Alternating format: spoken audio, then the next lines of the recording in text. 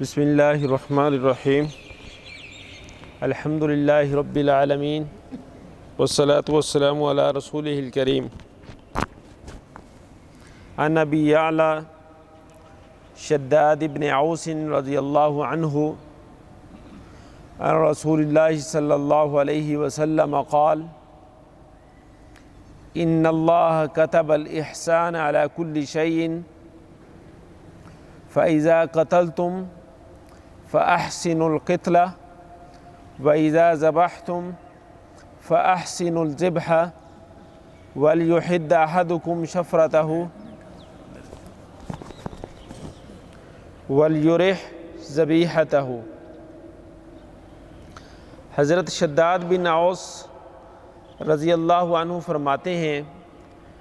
کہ رسول اللہ صلی اللہ علیہ وسلم نے فرمایا کہ بلا شبہ اللہ تبارک و تعالیٰ نے ہر چیز کے ساتھ خوبی کا برتاؤ کرنے ضروری قرار دیا ہے، لہٰذا جب کسی کو کسی جائز وجہ سے قتل کرو تو خوبی کے ساتھ قتل کرو، اور جب جانور کو ذبح کرو تو خوبی کے ساتھ ذبح کرو۔ اور خوبی کی ایک صورت یہ ہے کہ ذبح کرنے والا اپنی چھری تیز کر لے اور جانور کو آرام پہنچائے۔ اس حدیث مبارکہ میں نبی کریم صلی اللہ علیہ وسلم نے ایک بنیادی قاعدہ اور کلیہ بیان فرمایا ہے۔ آپ صلی اللہ علیہ وسلم نے ارشاد فرمایا ان اللہ كتب الاحسان علی کل شیء، اللہ تعالیٰ نے احسان کو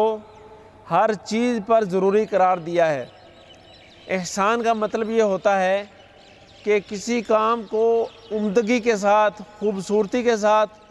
اور اس کے انتہائی کمال کے ساتھ ادا کرنا، یعنی کوئی کام ہو، چاہے دین کا کام ہو یا دنیا کا کام ہو، جب انسان اس کو کرنے لگے تو اس کے آداب کا، اس کے قواعد و ضوابط کا، اس کے اصولوں کا اچھی طرح خیال رکھے اور اچھی طرح جو ہے اس کام کو کرے۔ مثال کے طور پہ اگر کسی شخص نے نماز ادا کرنی ہے تو نماز میں احسان یہ ہے کہ وضو کو خوب اچھی طریقے سے کرے، تمام اعضاء کو مل مل کر دھوئے، اس میں بال کے برابر بھی کوئی جگہ خشک نہ رہ جائے، اس سے پہلے مسواک کرے، اور اس کے بعد جو ہے وہ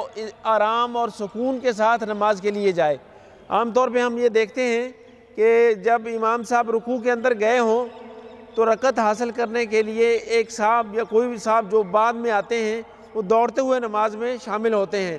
تو یہ نماز کے حسن اور نماز کی خوبصورتی کے خلاف ہے، اس بات سے منع کیا گیا ہے۔ آپ صلی اللہ علیہ وسلم نے فرمایا کہ تم میں سے جب کوئی نماز کے لیے آئے تو وقار اور سکینت کے ساتھ وہ نماز کے لیے آئے، اور جب اس کو جتنی نماز مل جائے اتنی وہ امام کے ساتھ پڑھ لے، اور جتنی باقی رہ جائے اتنی بعد میں اس کو مکمل کر لیں۔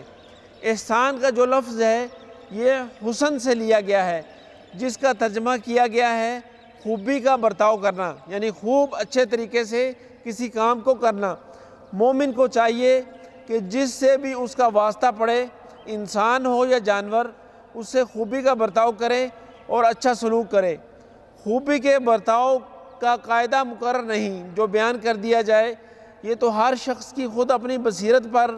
ہے کہ ہر موقع اور ہر معاملہ میں یہ غور کر لے کہ اس وقت میرے لیے خوبی کے برتاؤ کا کیا موقع ہے۔ جب ذبح اور قتل کرنے میں بھی خوبی کے برتاؤ کی ضرورت ہے، جو ذرا سی دیر کا کام ہے اور جس میں وقتی تکلیف ہے، تو جن اشخاص سے روزانہ واسطہ پڑتا ہو ان کے ساتھ خوبی کو برتاؤ کرنا کس قدر ضروری ہوگا۔ مثال کے طور پہ ایک شخص کو اللہ تبارک و تعالیٰ نے دنیا کے اندر کوئی منصب دیا ہے، کسی عہدے پر فائز ہے، اب اس کا ایک دفتر ہے، اس کے باہر جو ہے اس کا ایک ملازم ہے، اب اس سے ملاقات کے لیے روزانہ لوگ آتے ہیں، تو اس کو چاہیے کہ جو شخص بھی اس کی ملاقات کے لیے آتا ہے تو ہر ملاقاتی کے آرام کا خیال رکھے، وہ باسہولت اس تک پہنچ جائے اور اچھے اخلاق کے ساتھ اس کے ساتھ پیش آئے، اچھے طریقے سے اس کے ساتھ برتاؤ کرے، نرمی کی زبان استعمال کرے، نرم الفاظ استعمال کرے، اور اپنے منصب کا رعب اور دبدبہ اس پر نہ ڈالے، اچھے طریقے سے خوبی کے ساتھ جو ہے اس کے ساتھ برتاؤ کرے۔ پھر نبی کریم صلی اللہ علیہ وسلم نے اس حدیث مبارکہ میں یہ ارشاد فرمایا کہ جانوروں سے بھی اچھا برتاؤ کرو۔ ذبح کرنے میں خوبی کا برتاؤ کرنے کے سلسلے میں کہ نبی کریم صلی اللہ علیہ وسلم نے یہ ارشاد فرمایا کہ اگر تم کسی جانور کو ذبح کرتے ہو تو اس کو ذبح کرنے کے اندر بھی اچھے طریقے سے کام لو۔ اب جانور کو ذبح کرنا معمولی کام ہے، 2 منٹ لگتے ہیں جس کے اندر جانور ذبح ہو جاتا ہے، لیکن اس کے لیے بھی اسلام نے یہ آداب مقرر کر دیے کہ وہ جانور ہے، ذی روح ہے، اس کو تکلیف نہ پہنچے، اس کی تکلیف کو کم کیا جائے، اور اس کی تکلیف کو کم کرنے کے لیے آپ صلی اللہ علیہ وسلم نے فرمایا کہ تمہیں چاہیے کہ اپنی چھری کو اچھی طرح تیز کر لو تاکہ جانور کی جان جو ہے آسانی کے ساتھ نکل جائے۔ پھر یہ ہے کہ اس ذبیحہ کو آرام پہنچانے کے لیے بہت ساری صورتیں ہیں، مثلا یہ کہ ٹھنڈا ہونے سے پہلے اس کی کھال کو نہ کھینچے اور کسی عضو کو نہ کاٹے۔ عربوں کے اندر یہ دستور تھا کہ وہ زندہ جانور کو کاٹ کر اس کا گوشت کھا لیتے تھے۔ مثال کے طور پہ اونٹ جو ہے، اونٹ کی جو کوہان ہے، اس کی جو کوہان ہوتی ہے، ہمپ جس کو کہتے ہیں، وہ بہت لذیذ اس کا گوشت سمجھا جاتا تھا۔ اب کسی عرب کے پاس کوئی مہمان آتا تو وہ اونٹ کی جو کوہان ہے اس کو زندہ ذبح کیے بغیر کاٹ لیتا، اور کاٹنے کے بعد اس کے کباب بنا کے اپنے مہمان کو کھلا دیتا۔ تو اسلام نے اس بات سے ممانعت فرمائی ہے کہ ایک زندہ جو جانور ہے اگر اس کے کسی عضو کو کاٹا جائے، کسی حصے سے گوشت کو لیا جائے تو اس سے اس کی تکلیف زیادہ ہو جاتی ہے، اور جب تک وہ زندہ رہے گا اس کو تکلیف ہوتی رہے گی۔ اس لیے فرمایا کہ اسے چاہیے کہ پہلے اس کو ذبح کرے، پھر اس کے بعد اس کو ٹھنڈا ہونے کا انتظار کرے، اور پھر جب اس کا جانور وہ ٹھنڈا ہو جائے تو اس کے بعد جو ہے اس کے گوشت کے ٹکڑے بنائے، چھوٹی چھوٹی بوٹیاں بنائے، اور اس کے بعد جو ہے اس گوشت کو استعمال کرے۔ پھر آپ صلی اللہ علیہ وسلم نے یہ بھی ارشاد فرمایا، آپ صلی اللہ علیہ وسلم کی تعلیمات میں سے یہ ہے کہ ایک آدمی جانور کے اوپر سوار ہے اور رستے میں اسے کسی وجہ سے کھڑا ہونا پڑتا ہے، رکنا پڑتا ہے، تو اسے چاہیے کہ وہ جانور کے اوپر اتنی دیر سوار نہ رہے بلکہ جانور سے نیچے اتر جائے، اور تاکہ اپنی سواری کو مزید تکلیف نہ پہنچائے۔ جب وہ اپنا کام پورا کر لے، اپنی حاجت پوری کر لے، تو اس کے بعد جو ہے وہ سواری کے اوپر دوبارہ سوار ہو جائے۔ اچھا، میں گزارش یہ کر رہا تھا کہ سوار ہونے میں خوبی کا برتاؤ یہ ہے کہ جانور کو خام خواہ تیز نہ دوڑائے اور اس کو ٹھہرا کر چڑھے،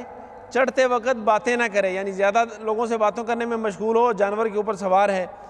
منزل پر پہنچ کر اس کے چارے کی فکر کرے، اس کا کجاوا، کاٹھی، زین وغیرہ اتار کر دوسرے کام میں لگے۔ یعنی جانور کو آپ کسی جگہ پر جاتے ہیں، پڑاؤ ڈالتے ہیں، تو اس کو پہلے آزاد کر دیں، جو اس کے اوپر کاٹھی بندھی ہوئی ہے اسے اتار دیں، کاٹھی کو اتار دیں تاکہ اس کو مزید تکلیف نہ ہو۔ اس سلسلے میں مولانا اشرف علی تھانوی رحمہ اللہ کا ایک باقاعدہ رسالہ ہے، ارشاد البہائم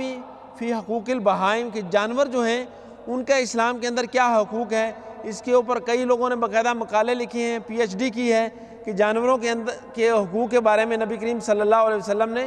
کیا ارشادات فرمائے۔ تو آج کی گفتگو کا خلاصہ یہ ہے کہ اسلام وہ دین ہے جس نے دنیا کے اندر اور اسلام کے اندر، دین کے اندر اچھائی کا، عمدگی کا مظاہرہ کرنے کا ہمیں حکم دیا ہے۔ ہم جو بھی کام کریں اس کو اچھے طریقے سے کریں، اس کو آداب کے ساتھ کریں، اس کے اندر جلدی اور تیزی سے کام نہ لیں، ٹھہر کے اور سکون کے ساتھ اس کام کو کریں۔ آج کے لیے اتنا ہی کافی ہے۔ وما علینا الا البلاغ المبین۔